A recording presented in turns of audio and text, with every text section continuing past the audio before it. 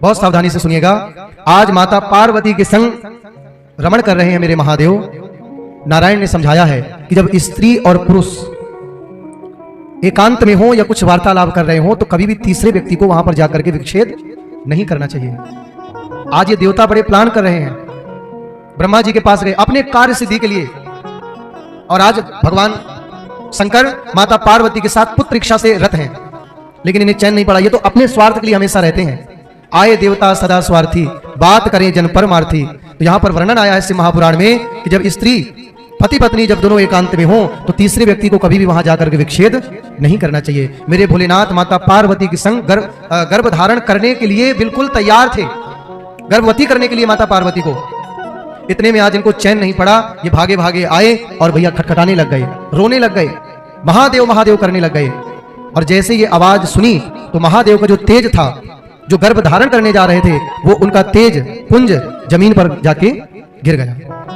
और जैसे महादेव का वो अंश जमीन पर गिरा तो अग्नि देवता आए और उन्होंने अपनी चोंच से उस तेज को, महादेव के अंश को अंदर ले गए। अब ध्यान से सुनिएगा। जैसे माता पार्वती ने देखा कि देवताओं ने अपने कार्य सिद्धि के लिए विघ्न डाल दिया, सब अपनी कार्य सिद्धि में रहते हैं, श्राप देने लगी माता भगवती, जाओ तुम सब बंध्या हो जाओ, जितनी भी देवताओं की पत्नियां सब बांझ हो जाएं। मेरे गर्भाशय के समय पर, मेरे गर्भधारण के समय पर तुमने विच्छेद कर दिया, सब अपने स्वार्थ में रहते हो, सब तुम बंध्या हो जाओ। जैसे तैसे माता भगवती शांत हुई। अब जो भोलेनाथ का अंश था, जो अग्नि देवता जिसे अंदर ले गए थे, वो अंश भैया देवताओं का मुख है अग्नि। जब देवताओं को भोजन करना होता है ना तो अग्नि में स्वाहा करते हैं। तो भैया जैसे माता भगवती को पता चला कि अग्नि देव अंश ले गए हैं अंदर, तो अग्नि को श्राप दे दिया कि जाओ तुम सर्वभक्षी हो जाओ। तुम शिवांश को तुरंत अंदर ले गई, तुमने ये भी नहीं देखा किसको ग्रहण करना किसको नहीं करना। अब तुम्हें जो डालेगा तुम सर्वभक्षी हो जाओगी, तुम सब ग्रहण कर लोगी। ऐसा करके भगवती मां आग बबूला होने लग गई। फिर शांत हो जाती, महादेव मुस्कुराए, भगवती शांत हुई। लेकिन जो वो शिवांश था, जो भोले बाबा जो धारण करने जा रहे थे, जमीन पे गिरा, जो अग्निदेव अंदर ले गए, तो जो अग्निदेव ने अंदर लिया तो भैया वो देवताओं का एक ऐसा प्रकार, एक ऐसी व्यवस्था है, यदि देवता अग्नि के माध्यम से अंदर लेंगे तो सारे देवता गर्भधारित हो गए, सब गर्भ हो गया, सबके अंदर गर्भ आ गया। क्यों? क्योंकि शिव का अंश सबके गर्भ में चला गया। अब जब सब गर्भ सबके अंदर आ गया, भैया ध्यान से सुन रहे हो ना सब लोग, महादेव, तो सबके पेट बढ़ने लगे। अब जब सबके पेट बढ़ने लगे तो सब भागे भागे बोले, फिर से गए ब्रह्मा जी के पास, बोले ये क्या हो रहा है? तो श्री हरि कहते हैं, बोले ये तो व्यवस्था है, तुमने बहुत गलत किया, तुमसे बड़ा अपराध हो गया।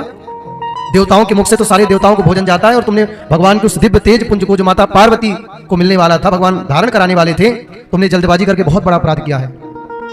अब एक ही उपाय है कि तुमने ये बमन जो किया है, तुमने अंदर ग्रहण किया इस तेज को, इसको पेट दबा करके 2 उंगली डाल के बमन कर दो।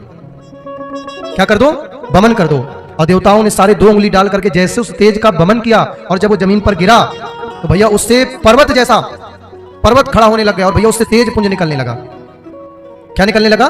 तेज पुंज निकलने लगा। और भैया जैसे पर्वताकार होता चला जा रहा। फिर देवता घबराए, बोले भैया देखो ये आकार बढ़ता जा रहा है इस शिवांश के तेज पुंज का, फिर कोई अनर्थ ना हो जाए।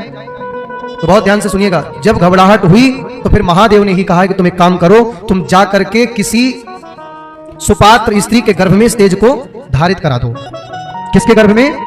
सुपात्र स्त्री के गर्भ में इसको धारित करा दो।